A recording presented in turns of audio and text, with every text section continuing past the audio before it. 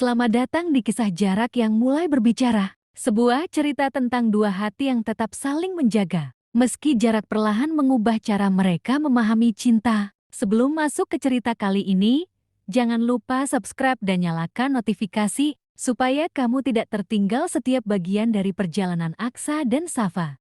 Part 1 masih tentang hari yang sama. Sore itu, langit di kota kecil tempat Safa tinggal berwarna jingga lembut. Di layar ponselnya, wajah Aksa muncul dengan senyum yang masih sama. Seperti beberapa minggu terakhir sebelum keberangkatannya. Udah makan?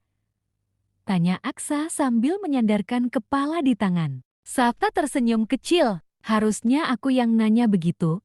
Kamu di sana pasti lebih sibuk. Aksa tertawa pelan. Di belakang layar, meja belajarnya terlihat berantakan. Ada buku-buku kuliah, kabel charger, dan mangkopi yang belum sempat dibereskan. Baru juga seminggu, Saf. Justru karena baru seminggu. Kalimat itu membuat Aksa diam sebentar. Safa mencoba tersenyum lagi. Walau sebenarnya ia sendiri belum terbiasa dengan semua yang terasa berbeda. Biasanya, jam seperti ini mereka duduk di bangku dekat taman depan sekolah lama, membeli minuman dingin yang sama, lalu pulang beriringan sambil membicarakan hal-hal sederhana. Sekarang, semuanya pindah ke layar. Aku tadi lewat tempat es kopi yang biasa kita beli, kata Safa. Terus, aneh aja, biasanya ada kamu. Aksa menatap layar lebih lama dari biasanya. Aku juga masih belum terbiasa, Saf. Jawaban itu sederhana, tapi cukup membuat hati Safa sedikit tenang.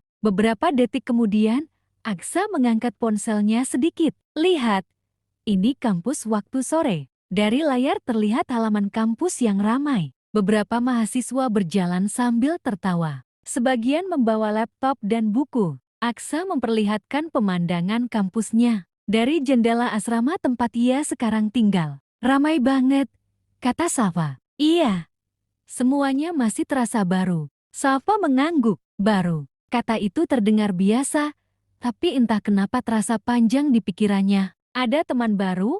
Tanya Safa. Sudah kenal beberapa orang? Masih biasa aja. Masih biasa aja? Kenapa?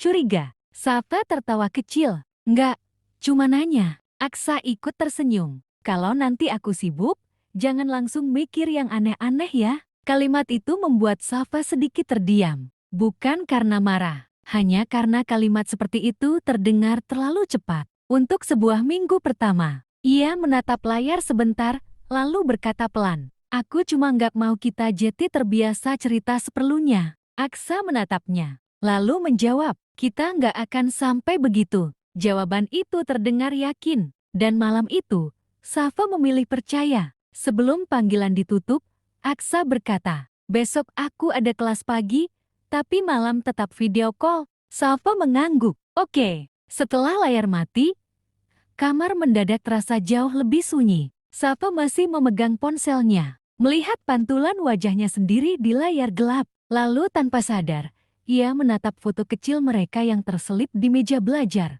Hari-hari pertama terasa baik-baik saja, tapi untuk pertama kalinya, ia mengerti, jarak bukan tentang kilometer. Kadang, tentang hal kecil yang perlahan berubah. Terima kasih sudah menemani kisah ini sampai akhir part hari ini. Kalau kamu masih ingin tahu bagaimana jarak mengubah Aksa dan Safa, jangan lupa subscribe dan tunggu part berikutnya.